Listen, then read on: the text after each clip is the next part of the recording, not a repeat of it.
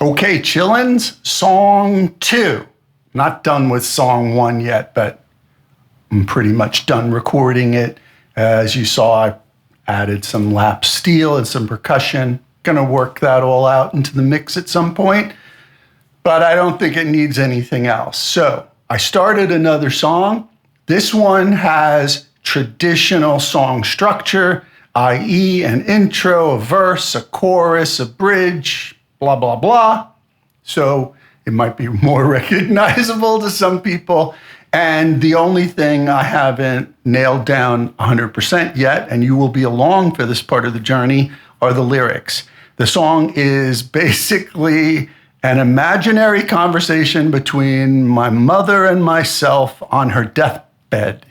Yes, I am a cheery fellow, aren't I? But what it's really about is I've noticed that some people, and it's natural when they're coming to the end of their life, they might be angry, they may be bitter, and they may hold grudges. My mother was the sweetest person that ever lived, and I am not kidding about that. She was like an angel that came down from heaven and just visited us for a little while and graced us with her presence, and then flew back up.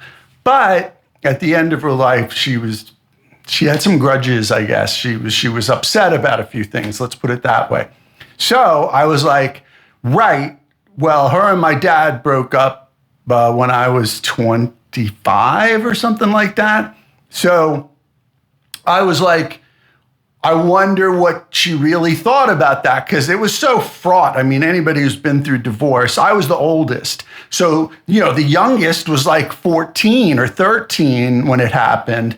And there were a lot of us. And she had to go through a lot because she took care of everybody. I was already out of the house, but she was taking care of the other 5 kids. She got a job and whatever. So this is a conversation between me and my mom, asking her, because I remember there was one thing I asked her a couple of days before she died, and she really shocked me because she told me something that it illuminated a lot of things for me about who I am and things that had occurred in my life. And I went, oh, well, that's why. So then I was thinking, what if I had asked her about my dad and such? And the first phrase that came to my head was, he never loved me anyway. And I was like, oh, wow, that could be really cool. Anyway, long-winded explanation, but that's what this is about. I haven't nailed down the lyrics yet, but the title is He Never Loved Me Anyway. I've got a rough vocal. That was just so I knew where I was going. And there's not too many tracks. I'll show you them all, and I will play them for you right now.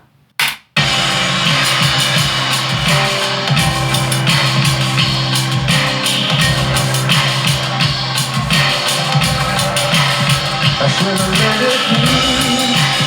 I didn't have much time. I could see the pain in her eyes. Just had to know I didn't need that to. Something more than a man would do. Get in the past now, let it go. Get in the past now, let it go. In the past now, let it go. In the past now, let it go. You never loved me anyway. I could have been most anyone. He never wanted kids. He was just having fun. What do you want me to say? Never loved me anyway. So, yeah, there you have it. I had to get rid of the compression. I had 3 different buses for the vocal compression, and it was just overloaded and making it woofy, which is not necessary since it's a rough vocal. But there you have it. There's 14 tracks, including the vocal. And, 5 of them are drum pattern things. I programmed 5 or 6. There's no bass yet. I played a very rudimentary kind kind of Fender Rhodesy piano thing. I'm going to get somebody else to play that because I'm just playing block chords and it's not very good, but you can hear it.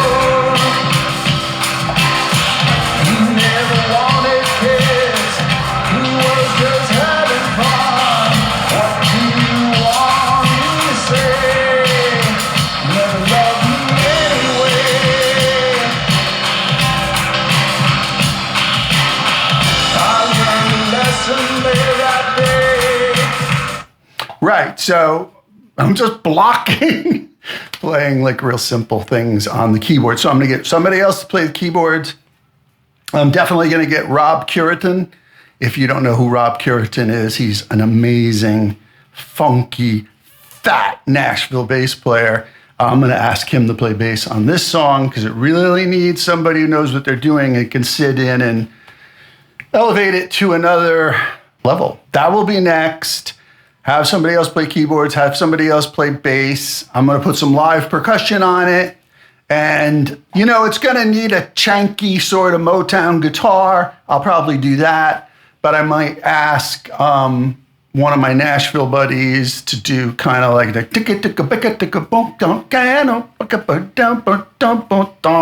kind of like sit in the pocket and I'll do the tranks. And yeah, and then I got to finish the lyrics and do a real vocal, but it's pretty much all there.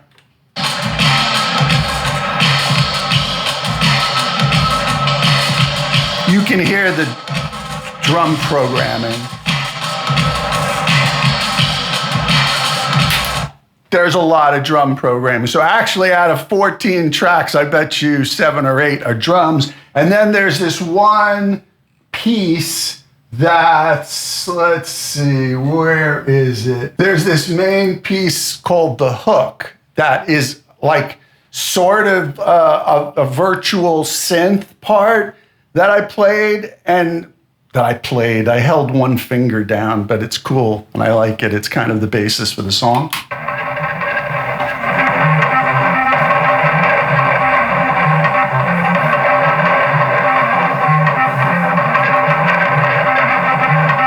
Yeah, so that's it so far. So a lot of drum programming and some crummy keyboard playing by me, but it's going to get there. So we're going to work on this for a little bit, for a week or two. And like I said, get some people to play on it.